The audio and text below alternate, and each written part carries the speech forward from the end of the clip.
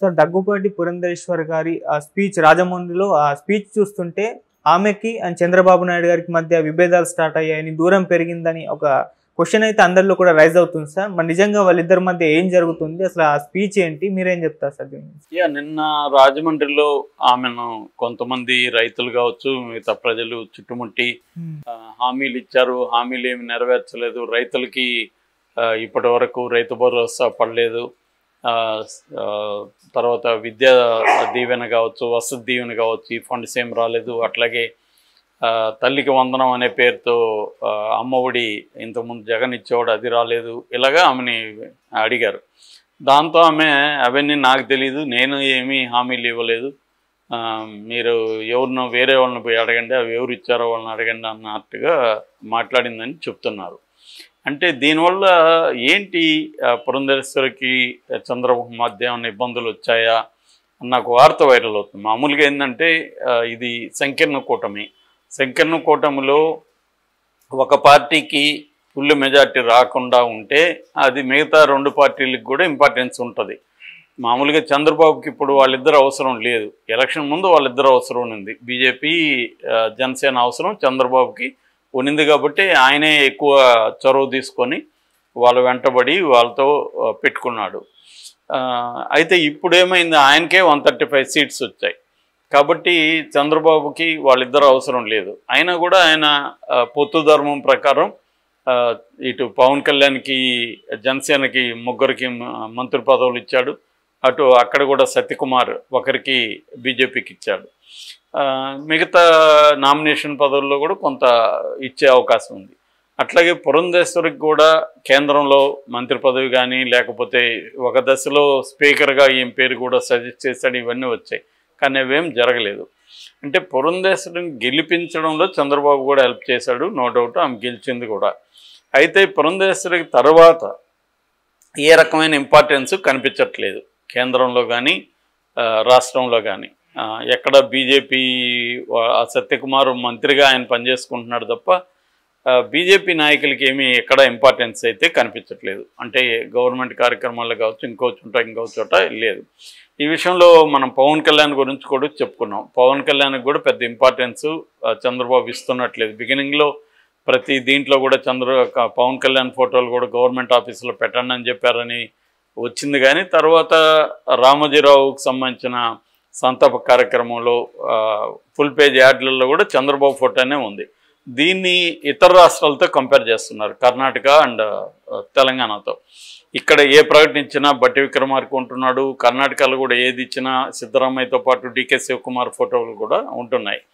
వీళ్ళు ఇస్తున్నారు, ఇక్కడేమో పవన్ కళ్యాణ్ మీద డిపెండ్ అయ్యి కదా చంద్రబాబు అధికారంలోకి వచ్చాడు. పవన్ కళ్యాణ్ లేకపోతే అసలు ఆయన అధికారంలోకి వచ్చే పరిస్థితి లేదు. బీజేపీ జగన్తో ఉండేది, పోల్ మేనేజ్మెంట్ అంతా జగన్ బాగా చేసుకుండేవాడు, జగన్కి ఒకవేళ వ్యతిరేకత ఉన్న ఓట్లు చీలిపోయేవి. కాబట్టి టఫ్ అయ్యేది చంద్రబాబుకి. వచ్చుంటాడో లేదో చెప్పలేం, కానీ ఖచ్చితంగా ఛాలెంజింగ్ అయితే ఉండేది. సో ఇటువంటి కాంటెక్స్ట్లో ఇప్పుడు పవన్ కళ్యాణ్ని మెల్లమెల్లగా తగ్గిస్తున్నారు. ఈవెన్ కొంతమంది ఆ మధ్య ఆంధ్రజ్యోతి ఒక కార్టూన్ కూడా వేసిందని చెప్పాను నేను. అంటే మోడీ నా గుండెల్లో ఉన్నాడని పవన్ కళ్యాణ్ అంటే దాని మీద ఆంధ్రజ్యోతి కార్టూన్ ఏంటంటే, మీ గుండెల్లో మోడీ గుండెల్లో మీరుంటే సరిపోదు సార్, ఇక్కడ అమరావతిని పోలవరాన్ని కూడా ఆయన గుండెల్లో పెట్టండి అని చెప్పాయి. అంటే అమరావతిని పోలవరాన్ని ఆయన గుండెల్లో పవన్ కళ్యాణ్ ఎందుకు పెట్టాలి, చంద్రబాబు ఎందుకు పెట్టకూడదు? అది అక్కడ ఏంటంటే పవన్ కళ్యాణ్ని కామెడీ చేసే విధంగా కార్టూన్ వచ్చింది. అది తెలుగుదేశం పత్రికలో రావడం ఆశ్చర్యం. సో ఇలాగా అనేక విషయాల్లో పవన్ కళ్యాణ్కి కూడా ఇంపార్టెన్స్ ఇవ్వట్లేదు. అట్లాగే పురంధేశ్వరికి కూడా పెద్దగా ఇంపార్టెన్స్ వచ్చినట్టు కనపడలేదు. మామూలుగా అయితే పురంధేశ్వరి అంతకు ముందుగా ఇసుక కుంభకోణం, తర్వాత మద్యం కుంభకోణాల మీద పెద్ద ఎత్తున పోరాటం చేసింది. ఇప్పటి వరకు వాటిలో పెద్ద మార్పులు రాలే. ఇసుక మళ్ళీ ఫ్రీ ఇసుక అన్నారు, కానీ ఎక్కడికక్కడ అమ్ముకోవడం జరుగుతుంది. దాని మీద పురంధరేశ్వరి కోపంగా ఉన్నట్టుగా చెబుతున్నారు. అట్లాగే మద్యం అయితే ఇప్పటివరకు ఏం టచ్ చేయలేదు, అలాగే ఉంది. చాలా జగన్ పెట్టిన వాటిని ఇంకా అలాగే ఉంచారు. అంటే ఇది నిజానికి ఎక్కువ కాలం కూడా కాదు కాబట్టి మనం చంద్రబాబు ప్రభుత్వాన్ని తప్పుపట్టలేము. ఇంకా గడిస్తే కానీ ఒక 6 నెలలు గడిస్తే కానీ మనం నిర్దిష్టంగా విమర్శ చేయడానికి తగిన సమయం అయితే కాదు. కానీ వాళ్ళలో అసంతృప్తి రావడానికి ఇవన్నీ కూడా కారణాలుగా చెబుతున్నారు. సో ముఖ్యంగా ఆమెకి వ్యక్తిగతంగా ఇంపార్టెన్స్ ఇవ్వలేదు. రెండవది బీజేపీలో 2 వర్గాలు ఉన్నాయి ముందు నుంచి కూడా. ఒకటేమో వైసీపీని సపోర్ట్ చేసే వర్గం, ఒకటి చంద్రబాబుని సపోర్ట్ చేసే వర్గం. చంద్రబాబు తన వర్గాన్ని పైకి తీసుకురావడంలో సక్సెస్ అయ్యాడు. సో అందుకనే సత్యకుమార్ కూడా ఒక తెలుగుదేశం పత్రికలో ఆంధ్రజ్యోతిలో కాలమే ఉండేది, ఆయన సత్యకాలం ఏదో ఆయన రోజు రాసేవాడు. సో అలాగా ఆయన తెలుగుదేశం సపోర్టర్గా ఎప్పటి నుంచో ఉన్నాడు, అందుకనే ఆయనకు మంత్రి పదవి కూడా వచ్చింది. సో కానీ పురంధేశ్వరి కోసం ఈయన బీజేపీ వాళ్ళతో గట్టిగా నిలబడి మాట్లాడలేదు చంద్రబాబు. అందుకనే ఆమెకు కేంద్రంలో మంత్రి పదవి కావచ్చు, లేకపోతే ఇంకే రకమైన ఇంపార్టెన్స్ కూడా రాలేదు. కేవలం ఆమె ఎంపీగా, సాధారణ ఎంపీగా మిగిలిపోయింది అన్న ఒక ఇది ఉంది. అంటే చంద్రబాబు వాడుకొని వదిలేస్తాడు అనే విమర్శ ఎప్పటి నుంచో చంద్రబాబు ఉంది. ముఖ్యంగా నందమూరి కుటుంబానికి అవసరమైనప్పుడు ఆయన వాడుకుంటాడు, తర్వాత వాళ్ళని పక్కన పెట్టేస్తాడు. హరికృష్ణ విషయం కావచ్చు, తర్వాత జూనియర్ ఎన్టీఆర్ కావచ్చు, ఇలాగా ఆయనకు అవసరం వస్తే వాళ్ళని వాడుకుంటాడు, తర్వాత వాళ్ళని పక్కన పెట్టేస్తాడు అన్న విమర్శలు గతంలో ఉన్నాయి.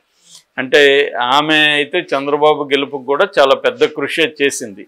అంటే బీజేపీ పెద్దలతో ఎప్పటికప్పుడు టచ్లో ఉంటూ వాళ్ళని కలపడం కావచ్చు, 100 రూపీస్ కాయిన్ ఆ సందర్భంగా కూడా నడ్డాతో చంద్రబాబును కలపడం, ఇవన్నీ ఆమె చంద్రబాబుకు అనుకూలంగా చాలా పనులు అయితే చేసింది. అట్లాగే జగన్కి యాంటీగా బిల్డప్ చేయడంలో కూడా ఆమె కృషి చేసింది. అయితే నిన్న ఆమె టెక్నికల్గా తీసుకున్నప్పుడు ఆమె చెప్పింది కరెక్టే, హామీలు నేను ఇవ్వలేదు, నిజంగానే బీజేపీ హామీలు ఇవ్వలేదు, చంద్రబాబు మేనిఫెస్టోని బీజేపీ ఓన్ చేసుకోలేదు, ఈవెన్ అధికార ప్రతినిధి తాకడానికి కూడా ఆయన ఇష్టపడలేదు, స్టేజ్ మీద వద్దనేసాడు. సో వాళ్ళు ఎప్పుడూ ఓన్ చేసుకోవాలి. అందుకని అది ఇటు పవన్ కళ్యాణ్ ఓన్ చేసుకున్నాడు, చంద్రబాబు ఓన్ చేసుకున్నాడు తప్ప బీజేపీ ఓన్ చేసుకోలేదు. కాకపోతే ఇక్కడ టెక్నికల్గా నేను చెప్పలేదని చెప్పచ్చు, కానీ కూటమి వాళ్ళదే కదా, ప్రభుత్వం వాళ్ళదే కదా, అయినప్పుడు ఆమె బాధ్యత తీసుకోవాలి. ఆమె కూడా ప్రజలకు సంబంధించి బాధ్యత తీసుకొని, అంటే నేను చెప్పలేదు కాబట్టి అమలు చేయకపోతే నాకు సంబంధం లేదని అనకూడదు ఆమె. ఎందుకంటే కూటమి అంటేనే అర్థం అన్నిటినీ ఓన్ చేసుకోవాలి. అంతేగాని చంద్రబాబు చెప్పాడు కదా, మరెందుకున్నారు మీరు గవర్నమెంట్లో, బీజేపీ మీరు గవర్నమెంట్లో ఉండకూడదు కదా, అట్టేటప్పుడు మీరు ప్రతిపక్షంలో ఉండండి, ఎందుకు మంత్రి పదవి తీసుకున్నారు? కాబట్టి ఆ ప్రశ్న అయితే ఆమెకి ఖచ్చితంగా వస్తుంది. సో ఆమె అలా ఎస్కేప్ కావడానికి మాత్రం కుదరదు. ప్రజల తరఫున బాధ్యత వహించాలి. ఒక ఎంపీగా కూడా ఆమెకు బాధ్యత ఉంది. సో ఎంపీ కాబట్టి నాకు ఇక్కడ రాష్ట్ర ప్రభుత్వానికి సంబంధించి ఏమి లేదని చెప్పడానికి లేదు. ఎందుకంటే ఆమెకు ఒక నియోజకవర్గం ఉంది, అక్కడ ప్రజలు ఉన్నారు, అక్కడ ఇబ్బందులు పడుతున్నారు, అక్కడ ఖచ్చితంగా వాళ్ళని నిలదీస్తారు. పైగా డబుల్ ఇంజిన్ సర్కార్ ఇది, కేంద్రంలో వీళ్ళు ఉన్నారు, రాష్ట్రంలో వీళ్ళు ఉన్నారు, కాబట్టి ఇంకా ఎక్కువ ఆశిస్తారు దీని నుంచి. ఎందుకంటే గతంలో జగన్ అంటే ప్రతిదీ భయపడుతూ చేయాల్సి వచ్చింది. ఇప్పుడు అలాంటి భయం అవసరం లేదు చంద్రబాబు వల్ల మోడీకి భయం ఉండాలి, కానీ మోడీ వల్ల చంద్రబాబుకి ఎందుకు భయం ఉండాలి? కాబట్టి ఎక్కువ ఆశిస్తారు. కానీ ఇప్పుడు ఆ ఆశలకు తగినట్టుగా ఎక్కడా ఏమి జరగలేదు. బడ్జెట్లో ఏమన్నా జరుగుతుంది అనేది అందరూ కూడా ఎదురు చూస్తున్నారు. ఇప్పుడు బడ్జెట్ తర్వాత నిజానికి చంద్రబాబుకి నిజంగా ఎంత ఇంపార్టెన్స్ ఉందో తేలిపోతుంది.